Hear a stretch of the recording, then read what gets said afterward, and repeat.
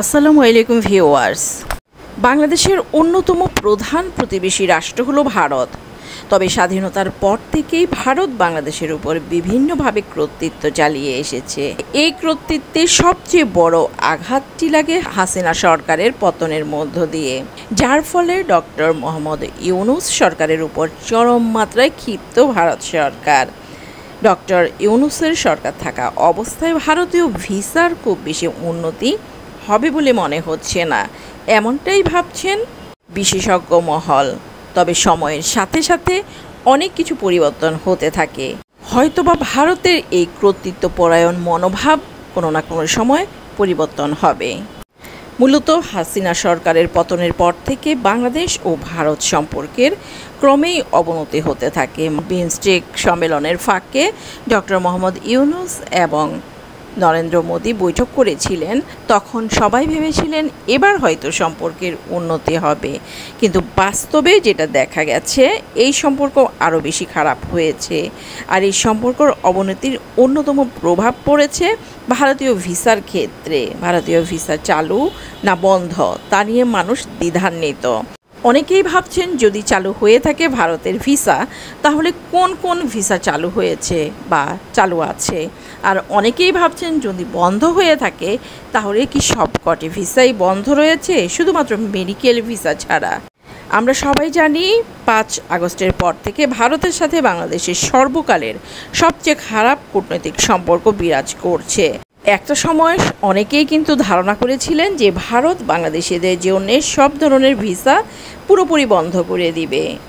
এমনকি এ নিয়ে কিন্তু অনলাইন বলেন অফলাইন বলেন বেশ আলোচনাও হয়েছিল। তবে শেষ পর্যন্ত ভারত সরকার পুরোপুরি ভিসা বন্ধ না করে দিলেও বাংলাদেশিদের ভিসা দেওয়া একদম কমিয়ে দিয়েছে, কিন্তু কিছু ক্ষেত্রে কোনো ভিসা পুরোপুরি বন্ধ করে দিয়েছে।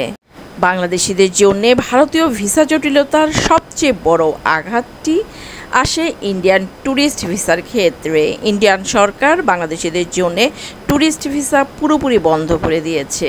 অন্যান্য যে ভিসা যেমন double entry visa, medical visa, student visa এবং তীর্থ ভিসা সীমিত পরিসরে চালু থাকলেও ট্যুরিস্ট ভিসা বর্তমানে পুরোপুরি বন্ধ। আর double entry visa, medical visa, student visa এবং তীর্থ ভিসাও ভালো অ্যামাউন্টে ইস্যু করা হচ্ছে, বিষয়টি এমনও নয়। এই ভিসাগুলোও একদম নামমাত্র দেওয়া হচ্ছে। সার্ভার জটিলতার অজুহাত দিয়ে তারা স্লট বন্ধ করে রাখছে। অফিসিয়াল কোনো নোটিশ ছাড়াই স্লট বন্ধ থাকছে।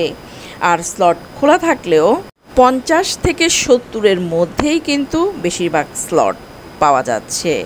এরপর যারাও বা মেডিকেল ভিসা পাচ্ছেন তারা যখন যাচ্ছেন তখন কিন্তু বর্তমানে যেই চিত্র সেই অনুযায়ী দেখা যাচ্ছে যে এয়ারপোর্ট বলেন আর পেট্রাপোল, বেনাপোল বন্দর বলেন, হিলি বন্দর বলেন, সব জায়গাতেই কিন্তু কিছু না কিছু হ্যারাসমেন্টের শিকার হচ্ছে। যেমন কিছুদিন আগেই কিন্তু ভারতের বিমানবন্দর থেকে একজন মেডিকেল ভিসার যাত্রীকে বাংলাদেশে ফিরিয়ে দেওয়া হয়েছে। কারণ হিসেবে বলা হয়েছে তার সাথে যত ডকুমেন্টস ছিল সব কিছু ঠিকঠাক থাকলেও শুধুমাত্র অ্যাটেন্ডেন্ট যায়নি বা তার সাথে ছিল না কোনো অ্যাটেন্ডেন্ট, সেজন্যই কিন্তু তাকে আবার বাংলাদেশে ফিরিয়ে দেওয়া হয়েছে।